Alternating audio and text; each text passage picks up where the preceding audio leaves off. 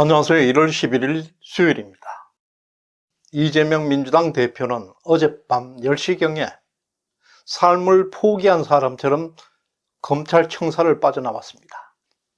많은 변명으로 들어갔던 사람이 나올 때는 영혼이 털린 모습을 보여주었습니다.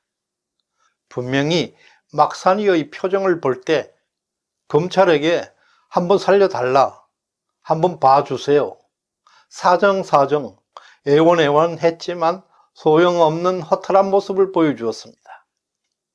어제 이재명의 신문은 유민종 부장검사가 직접 맡았습니다.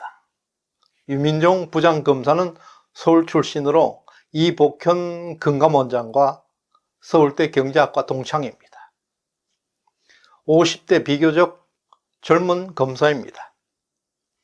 2020년 삼성 이재용 부회장 경영권 승계 사건을 수사한 적도 있고, 또 분당경찰서에서 무혐의 불송치한 성남FC 네이버 기부금 사건에 대해 재수사를 결정하고 네이버 본사를 전격 압수수색까지 단행한 강단 있는 경제범죄 특수통입니다. 이재명 대표가 유민종 부장검사를 만난 것 자체가 큰 불행입니다. 막산이가 관련된 사건에 유민종 부장검사가 2건이나 배정되어 있습니다. 성남FC 사건과 상구 대선 선거법 위반 사건입니다. 이것을 보면 한동훈 장관과 이원석 총장이 얼마나 주도 면밀하게 사건을 다루고 있는지 알 수 있는 대목입니다. 막산이에게 대한민국 최고의 저격수를 붙였습니다. 저승사자를 보낸 것입니다. 사실 이재명은 강약 약강의 전형적인 잡놈이라 하겠습니다. 강자에게는 한없이 머리 조아리고 약자에게는 정말 잔인할 정도로 악마의 모습을 보여주는 인간입니다. 이 사진은 2019년 검찰 출두할 때 막산이의 모습입니다. 두 손을 공손하게 잡고 최대한 공손을 표시하고 있습니다. 검사님 앞에서 검사님 하면서 검사에게 악수를 청하기 위해서 뛰어가는 재룡까지 보이고 있습니다. 정말 비굴하고 방정스러운 모습을 보여주고 있습니다.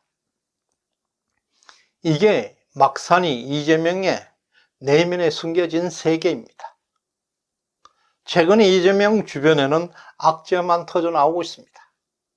게임 오버, 감옥 가야 할 사건들이 줄줄이 터져나오고 있습니다. 첫 번째, 김만배가 부장판사들 술값 대납 사건이 터졌습니다. 부장판사는 차관급입니다.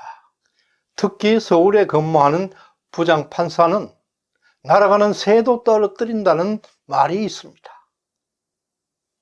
로펌들이 수십억 돈 보따리를 들고 서로 모시려고 줄 서고 있는 최고 권력자들입니다.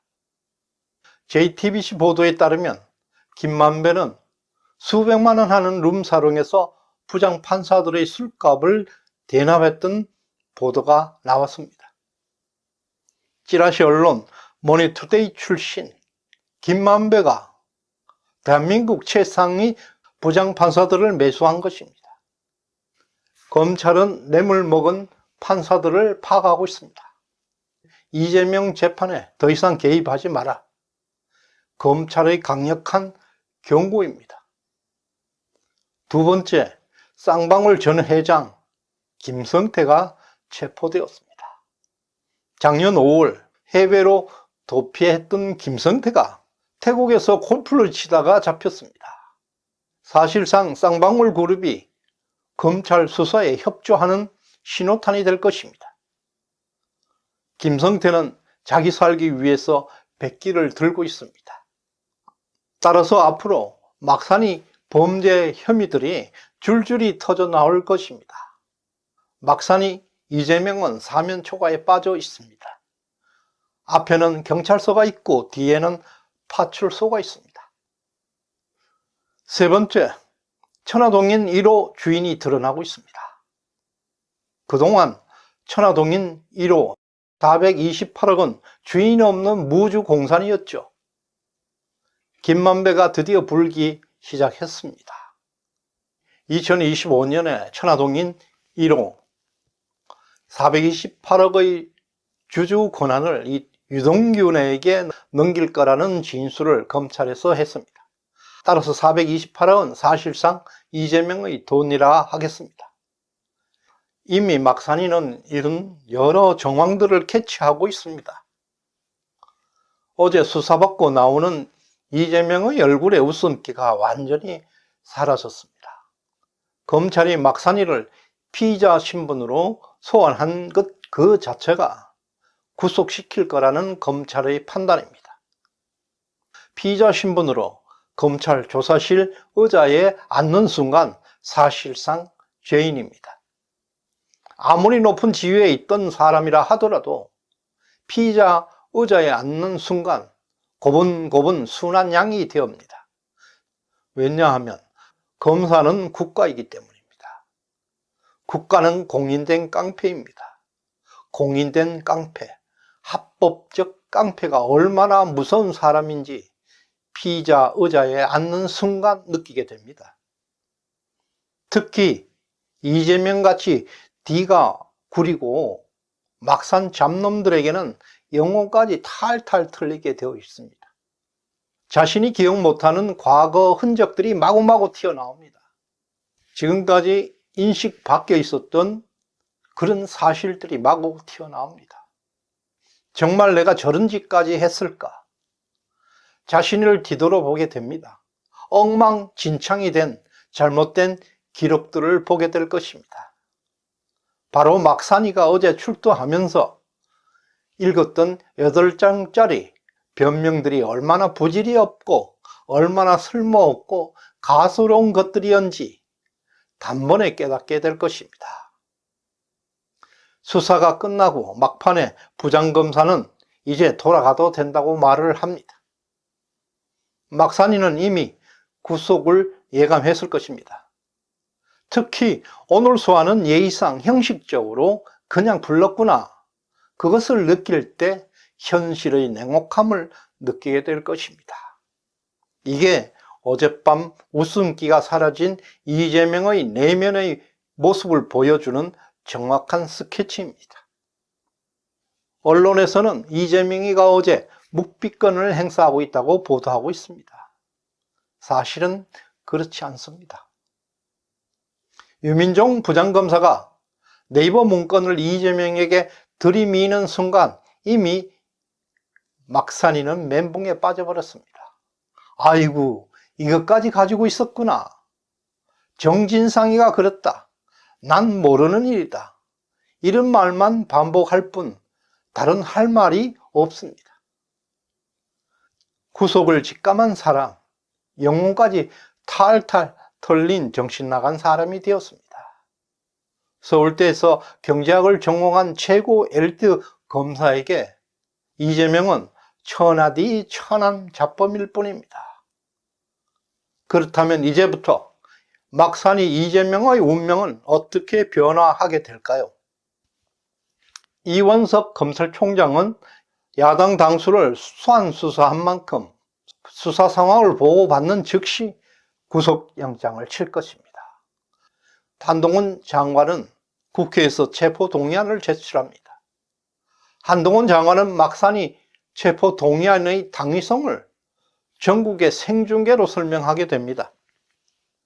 막산이의 파렴치한 범행들이 적나라하게 전국적으로 퍼져나갈 것이고, 또 민주당은 체포동의안을 강력하게 저지할 것이고, 국민들은 민주당의 방탄 국회에 분노하게 됩니다. 또한 앞에서 설명드린 대로 부장 판사들의 술값 대납 폭로는 김만배에게 매수된 판사와 그리고 김명수 대법원장의 우리법 연구에 소속 현직 판사들은 더 이상 이재명 재판에 개입하지 말라는 경고를 보낸 것입니다. 김성태의 체포는 막산이에게 치명타가 될 것입니다. 김성태는 이미 이재명은 썩은 동아줄이라는 것을 직감하고 의리고 나발이고 자기 살기 위해서 모든 범죄는 이재명의 지시였다고 주장하게 될 것입니다. 마지막으로 김만배도 불기 시작했습니다. 화천대유 1호 428억은 유동균의 것이라고 진술을 했습니다. 최근에 이재명은 문재인을 찾아갔습니다.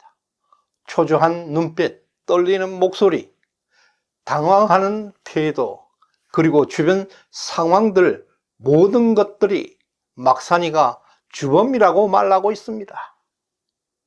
어제 검찰청사에서 나오는 이재명의 표정이 그의 운명을 예견하고 있습니다. 한동훈 법무장관은 좌파, 우파의 차이점에 대해서 말한 적이 있습니다. 우파는 잘못을 안 했다고 말하고 좌파는 잘못이 아니라고 말한다고 합니다. 지금 이재명이가 똑 그렇습니다. 죄가 없다고 하고 있습니다. 모든 것은 윤석열 정권이 조작한 것이고 정치 탄압이라고 어거지를 부리고 있습니다. 이것은 공동체 규칙을, 공동체 법규를 완전히 부정하는 반란 행위입니다. 약자에게는 강하고 강자에게는 한없이 비굴한 인간 말종의 모습입니다.